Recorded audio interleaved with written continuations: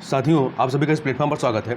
यहाँ पर हम लोग घटना चक्र के द्वारा जो प्रतिदिन नामक करंट अफेयर की मैगजीन निकाली गई है, जिसमें 1 मई 2021 से लेकर 15 अप्रैल 2022 तक के करंट अफेयर को संकलित किया गया है, जो आपके आगामी सभी परीक्षाओं के लिए काफ़ी महत्वपूर्ण है। उस मैगजीन को यहाँ पर देख रहे हैं और आज की वीडियो में हम लोग इस मैगजीन का जो अंतर्राष्ट्रीय आर्थिक घटनाक्रम वाला पोर्शन है, जिसमें आपके प्रमुख वैश्विक जो रिपोर्ट जारी की जाती हैं उनके बारे में यहाँ पर हम लोग बात करेंगे। चलिए प्रारंभ करते हैं। सबसे पहले देखते हैं एशियन डेवलपमेंट आउटलुक 2022 के बारे में। तो देखिए, अप्रैल 2022 में मनीला स्थित, फिलीपींस की राजधानी मनीला है, तो मनीला स्थित एशियाई विकास बैंक द्वारा एशियन डेवलपमेंट आउटलुक 2022 जारी किया गया। ध्यान रखिएगा, एशियाई विकास बैंक के द्वारा एशियन डेवलपमेंट आउटलुक रिपोर्ट जारी की जाती है। इस रिपोर्ट की थीम क्या है? Mobilising taxes for development. Report के अनुसार विकासशील एशिया की जीडीपी वृद्धि दर वर्ष 2022 के लिए 5.2% अनुमानित है और वहीं 2023 के लिए यह 5.3% अनुमानित है। वर्ष 2020 एवं वर्ष 2021 में विकासशील एशिया की वृद्धि दर कितनी थी? तो 2020 में यह -0.8% थी और 2021 में यह 6.9% थी। चीन की जीडीपी वृद्धि दर वर्ष 2022 में 5%, जबकि वर्ष 2023 में 4.8% अनुमानित है, जबकि 2020 में यह 2.2% और 2021 में यह 8.1% थी। वहीं रिपोर्ट के अनुसार दक्षिण एशिया की जीडीपी वृद्धि दर वर्ष 2021 में 8.3% और 2022 में 7% अनुमानित है, जबकि 2020 में यह जीडीपी दर नेगेटिव थी, -5.2% 2020 में थी। वर्ष 2023 के लिए दक्षिण एशिया की जीडीपी वृद्धि दर कितनी है? अनुमानित है 7.4% अनुमानित है। ठीक है। रिपोर्ट के अनुसार वर्ष 2021 में भारत की सकल घरेलू उत्पाद वृद्धि दर 8.9% अनुमानित है। वहीं वर्ष 2022 में यह 7.5%, 2023 में 8% अनुमानित है, जबकि 2020 में यहाँ पे कितनी थी? यह वृद्धि दर -6.6% थी, -6.6% थी। ठीक है, तो यहाँ पे भारत वाला आपके लिए ज़्यादा महत्वपूर्ण है, इसको जरूर याद रखिएगा। आगे देखते हैं वैश्विक आर्थिक संभावनाएं रिपोर्ट 2022 के बारे में। इसे इंग्लिश में कहते हैं ग्लोबल इकोनॉमिक प्रॉस्पेक्ट्स। ठीक है, तो देखिए, जनवरी 2022 में प्रकाशित विश्व बैंक समूह की अर्धवार्षिक रिपोर्ट वैश्विक आर्थिक संभावनाएं 2022 के अनुसार वित्तीय वर्ष 2021 में भारतीय अर्थव्यवस्था की वृद्धि दर जो है 8.3% अनुमानित है। ठीक है, 8.3% अनुमानित है। और यहाँ देखिए 2021 में कितनी थी? जो एशियन डेवलपमेंट आउटलुक जो रिपोर्ट थी, उसमें 2021 में कितना बताया गया था? 8.9% अनुमानित है। ठीक है, और यहाँ पर वैश्विक आर्थिक संभावनाएं रिपोर्ट में कितना बताया गया है? ये 8.3%। ठीक है, वहाँ पे 8.9 है, यहाँ पे 8.3 है, जबकि अगले 2 वर्षों में अर्थात 2022 में यह 8.7 होगा और 2023 के लिए 6.8% हो जाने का पूर्वानुमान व्यक्त किया गया है। यहाँ फैक्ट याद रखिएगा कि वैश्विक आर्थिक संभावनाएं जो यह रिपोर्ट होती है, यह साल में 2 बार जारी की जाती है वर्ल्ड बैंक के द्वारा। वर्ष 2019 एवं 2020 में भारतीय अर्थव्यवस्था की वृद्धि दर की बात करें तो 2019 में यह 4% और 2019 में 4% थी और 2020 में यह -7.3% थी। ठीक है, आगे चलते हैं। नवीनतम रिपोर्ट के अनुसार वर्ष 2021 में वैश्विक विकास दर जो है वो 5.5% अनुमानित है, जबकि वर्ष 2020 में यह -3.4% थी, क्योंकि पूरे वर्ल्ड में लॉकडाउन लगा हुआ था। यह एक बहुत बड़ी वजह थी। वैश्विक विकास दर वर्ष 2022 में 4.1%, जबकि 2023 के लिए 3.2% अनुमानित है। रिपोर्ट के अनुसार वर्ष 2021 में ब्रिक्स देशों में सर्वाधिक वृद्धि दर जो है वो भारत की 8.3% अनुमानित है। उसके बाद चीन की 8%, ब्राज़ील की 4.9%, दक्षिण अफ्रीका की 4.6% और रूस की 4.3% इसमें ये रैंकिंग दी गई है। आगे बात करते हैं हुरून इंडिया वेल्थ रिपोर्ट 2021 के बारे में। तो 18 फरवरी 2022 को हुरून इंडिया वेल्थ रिपोर्ट 2021 का दूसरा संस्करण जारी किया गया। ठीक है, तो यहाँ ध्यान रखिएगा कि जो हुरून इंडिया वेल्थ रिपोर्ट 2021 है, यह इसका दूसरा संस्करण था। इस रिपोर्ट के साथ ही हुरून इंडिया लग्जरी कंज्यूमर सर्वे 2021 का भी द्वितीय संस्करण जारी किया गया। हुरून रिसर्च इंस्टीट्यूट द्वारा उन 350 भारतीय करोड़पतियों का सर्वेक्षण किया गया जिनकी व्यक्तिगत संपत्ति 1 मिलियन अमेरिकी डॉलर अर्थात 7 करोड़ रुपए है। कितना है? 7 करोड़ रुपए है। अर्थात जिन भारतीयों की व्यक्तिगत संपत्ति 1 मिलियन अमेरिकी डॉलर है, उन्हें करोड़पति के रूप में परिभाषित किया गया है। तो 350 करोड़पतियों में से 12% अर्थात 42 करोड़पति ऐसे करोड़पति हैं जिनकी व्यक्तिगत संपत्ति 100 करोड़ रुपए है और उन्हें सुपर रिच की संज्ञा दी गई है। इन अरबपतियों की औसत संपत्ति जो है वो 6.7 मिलियन अमेरिकी डॉलर है।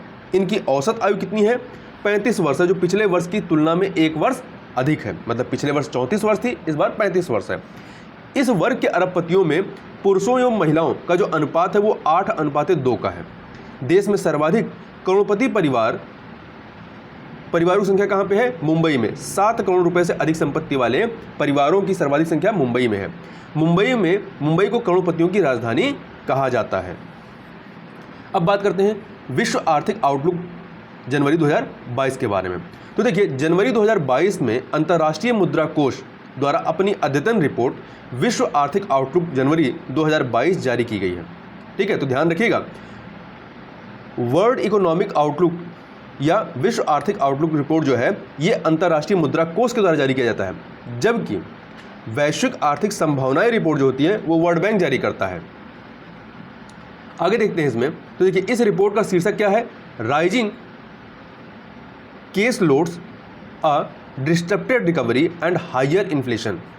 रिपोर्ट में भारतीय अर्थव्यवस्था की वृद्धि दर को वर्ष 2021 के लिए 9% पर बने 2021 और 2022 दोनों वर्षों के लिए 9% पर बने रहने की संभावना व्यक्त की गई है, जबकि वैश्विक अर्थव्यवस्था की वृद्धि दर हेतु यह संभावना वर्ष 2021 के लिए 5.9% और 2022 के लिए जो है 4.4% व्यक्त की गई है, जबकि भारत के लिए 2021-2022 दोनों के लिए 9% अनुमानित है। क्षेत्रवार वृद्धि दर का जो अनुमान आप देखेंगे यहाँ पर, तो देखिए, वैश्विक अर्थव्यवस्था में 2020 में निगेटिव में था -3.1, 2021 में 5.9, 2022 में 4.4 अनुमानित है, 2023 में 3.8, जबकि उन्नत अर्थव्यवस्थाओं में 2020 में 4.5 था, 2021 में 5%, 2022 में 3.9 और 2023 में 2.6% रहने का अनुमान है। वहीं संयुक्त राज्य अमेरिका की यदि बात करें तो यहाँ पर जो वृद्धि दर थी 2020 में -3.4 था, 2021 में 5.6 था, 2022 में 4% था, 2023 में 2.6 था। देखिए, इन सब की हमें बहुत ज़्यादा ज़रूरत नहीं है। आपको एक वैश्विक अर्थव्यवस्था का याद रखने की आवश्यकता है और दूसरा भारत के संदर्भ वाला। तो भारत का कितना है? 2020 में से -7.3 था और 2021 में 9% और 2022 में भी 9%, 2021-22 दोनों में सेम 9% अनुमानित है। ठीक है, ये संभावना है। 2023 में यह 7.1 होगा। तो आप भारत का और विश्व का जो वैश्विक अर्थव्यवस्था इसका ही याद रखिए। भारत में सबसे मूल्यवान हस्तियों की यदि बात करें, हस्तियां की, तो देखिए 30 मार्च 2022 को Duff and Phelps Kroll business द्वारा celebrity brand valuation study report प्रस्तुत की गई। रिपोर्ट के अनुसार भारतीय cricketer Virat Kohli 185.7 million dollar की ब्रांड वैल्यू के साथ लगातार 5वें वर्ष शीर्ष पर बरकरार हैं। वहीं अभिनेता रणवीर सिंह ने 158.3 मिलियन डॉलर की ब्रांड वैल्यू के साथ दूसरा स्थान हासिल किया है और अक्षय कुमार 139.6 मिलियन डॉलर की ब्रांड वैल्यू के साथ तीसरे स्थान पर हैं, जबकि आलिया भट्ट वर्ष 2021 में 68.1 मिलियन डॉलर की ब्रांड वैल्यू के साथ चौथे स्थान पर सूची में सबसे मूल्यवान महिला सेलिब्रिटी बन गई हैं। आगे देखते हैं, आगे बात करते हैं IIFL wealth Hurun India rich list 2021। ठीक है, इसके पहले हम लोग ने हुरून इंडिया वेल्थ रिपोर्ट 2021 बात की थी। नाम काफ़ी मैचिंग लग रहे हैं, परंतु सब अलग अलग हैं। देखिए, 30 सितंबर 2021 को हुरून इंडिया तथा IIFL वेल्थ ने संयुक्त रूप से भारतीय अमीरों की 10वीं सूची जारी की थी। इस सूची में 1007 व्यक्तियों को स्थान मिला है, जो पिछले वर्ष 2020 की तुलना में 179 अधिक है। ध्यातव्य है कि इस सूची में उन्हीं अमीरों को स्थान दिया गया जिनकी संपत्ति 1000 करोड़ रुपए से ज़्यादा है। 7,18,000 करोड़ रुपए की संपत्ति के साथ मुकेश अंबानी लगातार 10वें वर्ष सबसे अमीर भारतीय घोषित किए गए हैं। IIFL wealth Hurun India rich list 2021 के शीर्ष 5 अमीर व्यक्तियों की देखें तो इसमें सबसे नंबर 1 पर है मुकेश अंबानी एंड परिवार। ये इनकी कंपनी है रिलायंस इंडस्ट्रीज, मुंबई में रहते हैं।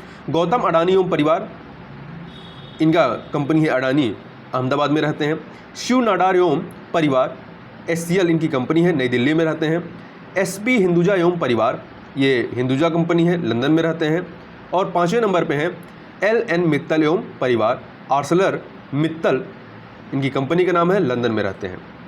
देखिए, ease of doing business report बंद कर दिया गया, इसके बारे में देखें तो 16 सितंबर 2021 को विश्व बैंक समूह द्वारा लिए गए एक निर्णय के अनुसार वैश्विक स्तर पर व्यापार एवं निवेश के माहौल से संबंधित ease of doing business report को अब प्रकाशित नहीं किया जाएगा, बल्कि विभिन्न देशों में व्यापार एवं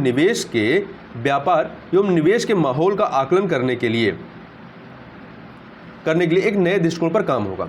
विश्व बैंक के अनुसार रिपोर्ट जारी न करने का निर्णय इंटरनल ऑडिट रिपोर्ट्स में नैतिकता से जुड़े मामलों को उठाने के बाद लिया गया है, क्योंकि इस मामले में बैंक के पूर्व एवं वर्तमान अधिकारियों का आचरण शामिल है। विश्व बैंक को ease of doing business report 2018 और 2020 के आंकड़ों की अनियमितताओं की जानकारी जून 2020 में आंतरिक रूप से पता चली थी, जिसकी वजह से विश्व बैंक समूह ने अगली ease of doing business report के प्रकाशन पर रोक लगाते हुए इसकी कार्यप्रणाली की समीक्षा शुरू की।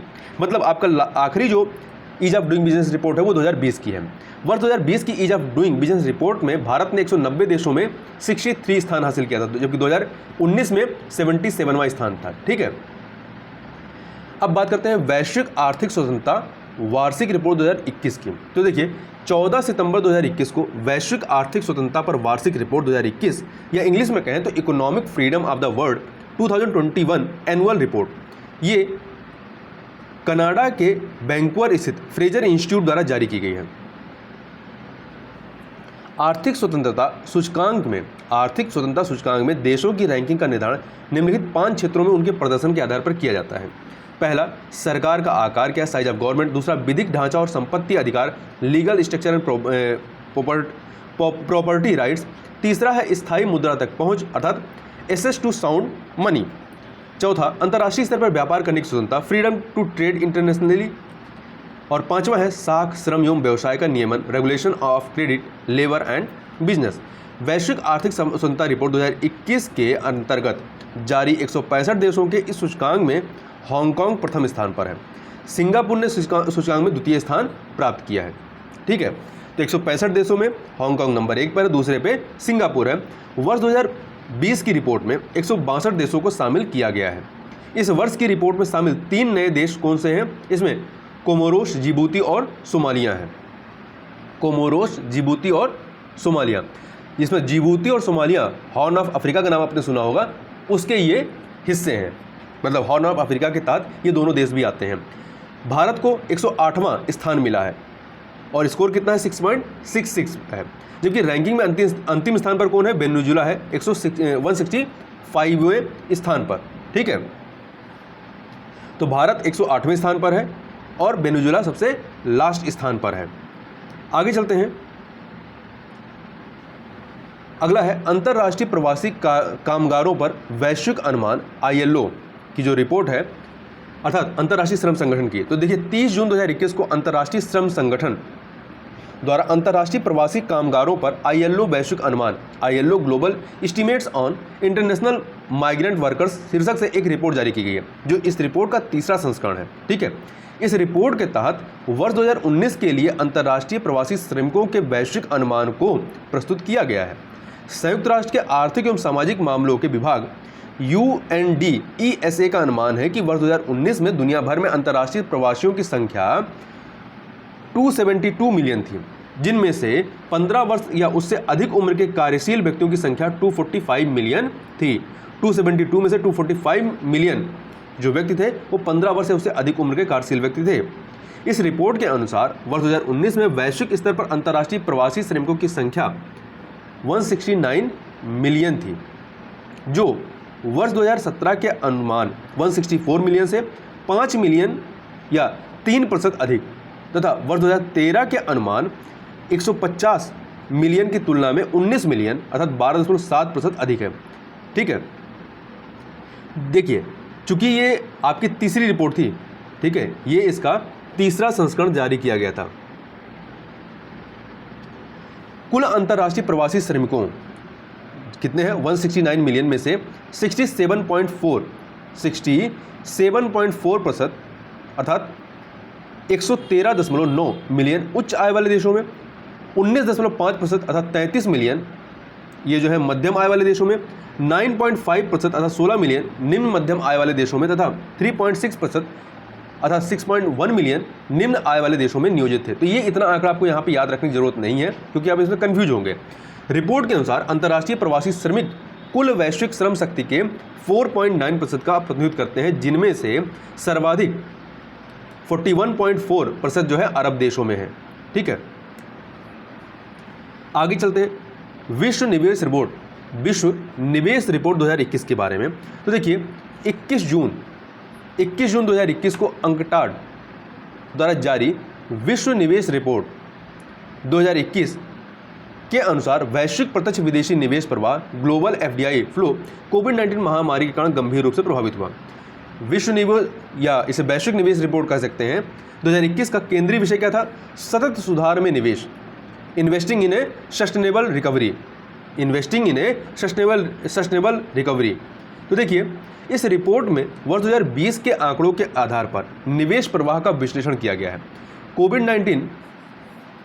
कोविड-19 महामारी के कारण ही वैश्विक प्रत्यक्ष विदेशी निवेश प्रवाह वर्ष 2019 के 1.5 ट्रिलियन अमेरिकी डॉलर की तुलना में 35% की गिरावट अर्थात कमी के साथ वर्ष 2020 में लगभग 1 ट्रिलियन अमेरिकी डॉलर हो गया। जहां 1.5 था पहले, वो 1 ट्रिलियन पर पहुंच गया। उल्लेखनीय है कि वर्ष 2020 में वैश्विक प्रत्यक्ष विदेशी निवेश प्रवाह का आंकड़ा वर्ष 2005 के बाद न्यूनतम स्तर पर तथा वर्ष 2009 की वैश्विक महामंदी के पश्चात लगभग 20% कम है।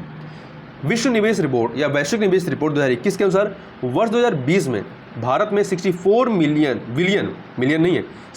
बिलियन अमेरिकी डॉलर का प्रत्यक्ष विदेशी निवेश अंतर्प्रवाह अर्थात एफडीआई इनफ्लो आया, जो वर्ष 2019 के 51 बिलियन अमेरिकी डॉलर की तुलना में 27% अधिक था।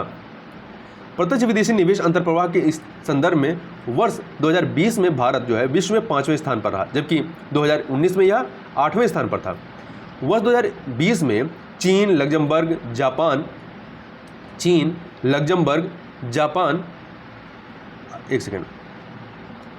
जापान का माहौल का आकलन करने हेतु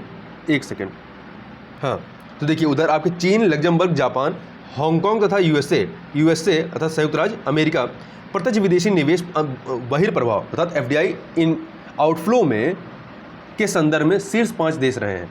ठीक है, प्रत्यक्ष विदेशी निवेश बहिर्प्रवाह अर्थात एफडीआई आउटफ्लो के संदर्भ में भारत वर्ष 2020 में भारत का स्थान 18वां रहा है। आउटफ्लो का मतलब कि उस देश से एफडीआई के रूप में बाहर मुद्रा मतलब बाहर निवेश जा रहा है, जबकि वर्ष 2019 में इसका 20वां स्थान था। इनफ्लो का मतलब आ रहा है। ठीक है, तो यहाँ ध्यान रखिएगा कि जो आपके प्रत्यक्ष विदेशी निवेश बहिर्प्रवाह के जो शीर्ष 5 देश हैं उसमें नंबर 1 पे चीन है, दूसरे पे लग्जमबर्ग है, फिर जापान है, फिर हांगकांग और फिर यूएसए है। अब यहाँ पर बात करते हैं एफडीआई अंतर प्रवाह शीर्ष 5 देश जो हैं, शीर्ष 5 देश। तो इसमें देखिए 2020 में नंबर 1 पे संयुक्त राज्य अमेरिका रहा है। ठीक है, 2019 में भी नंबर 1 पर था। वहीं 2020 में चाइना नंबर 2 पे, 2019 में भी 2 पे था ये, और वहीं 3 पर आपका 2020 में तीसरे स्थान पर हांगकांग रहा है, जबकि 2019 में यह 5वें स्थान पर था। और 2020 में चौथे स्थान पर सिंगापुर था, जो कि 2019 में तीसरे नंबर पे था।